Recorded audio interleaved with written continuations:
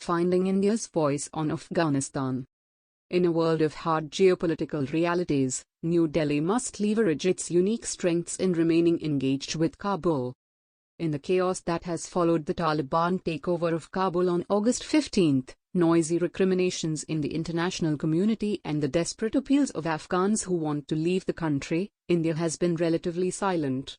On the ground, the Narendra Modi government chose to speak with its feet, ordering the full evacuation of the Indian embassy and all Indian personnel within hours of Afghanistan President Ashraf Ghani's departure from the presidential palace. At the UN Security Council, UNSC, in New York and UN Human Rights Council in Geneva, India has expressed its worries about terrorism, human rights and refugees, but has not mentioned the Taliban itself even once by name. And in India, the government appears to be equally mute, as thousands of Afghans clamor for visas, and get no reply, focusing instead on the task of bringing a few hundred Indian nationals back home. When India led, the silence is in sharp contrast to the past, particularly the last 20 years, where India had been at the forefront of discussions in Afghanistan and on Afghanistan. India's role strengthened over the tenure of three different governments in Delhi in three areas, in terms of infrastructure building and development assistance, encompassing all 34 provinces of the country, in terms of building democracy, helping script the constitution and hold elections, and in terms of educational investment, allowing thousands of young Afghans to study, be trained as professionals and soldiers, and become skilled in India. India was the first country that Afghanistan signed a strategic partnership with, the only country that undertook perilous but ambitious projects such Parliament, the Zaranj-Dilaram Highway, and the Chabahar Port project in Iran for transit trade, and by far the one country that polled consistently highly among countries that Afghan people trusted. It seems inconceivable that the government can choose to simply walk away from such capital, regardless of the developments in Afghanistan, domestic political considerations in India and geopolitical sensitivities. The government must consider all its options in remaining engaged with Afghanistan for its future. A marginalization. To begin with, it is necessary to acknowledge the hard truth that no other power from the west to the east has considered India's interests while charting its course on Afghanistan. India has found itself cut out of several quadrilateral arrangements, the main negotiations held by the Troika plus of the United States, Russia, China, Pakistan that pushed for a more inclusive government including the Taliban, the alternative grouping of Russia, Iran, China, Pakistan that formed a regional arc that has today seen them retain their embassies. Covering the gaps in the game of data.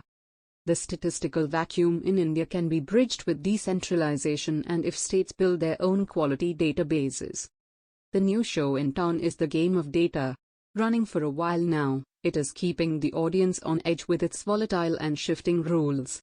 If one season negated a whole body of data leaving the audience nonplussed, the next brought joy to certain quarters with its data reinterpretation. The latest season has shocked the audience as an entire body of data has gone missing.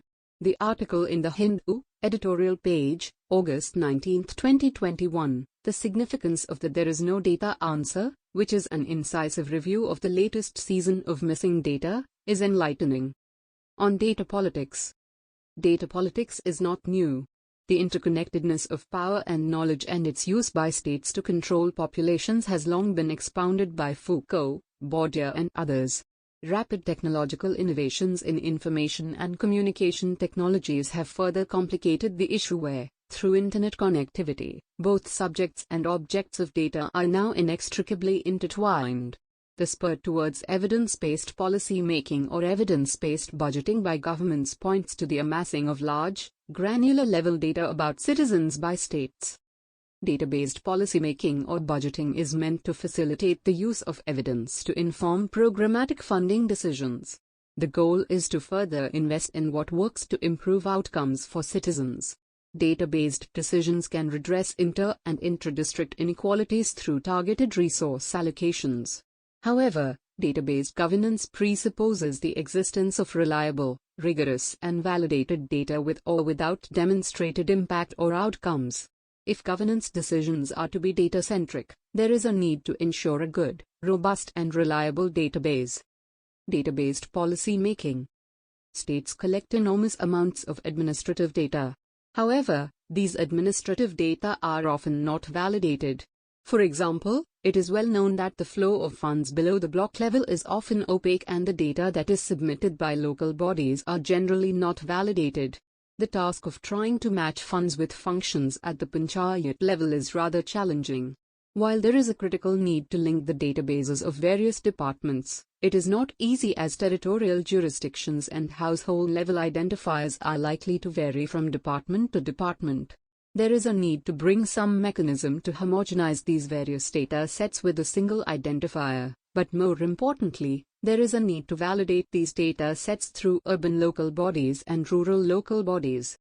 Accurate collection, measurement and interpretation of data are critical for data-based decision-making to be successful.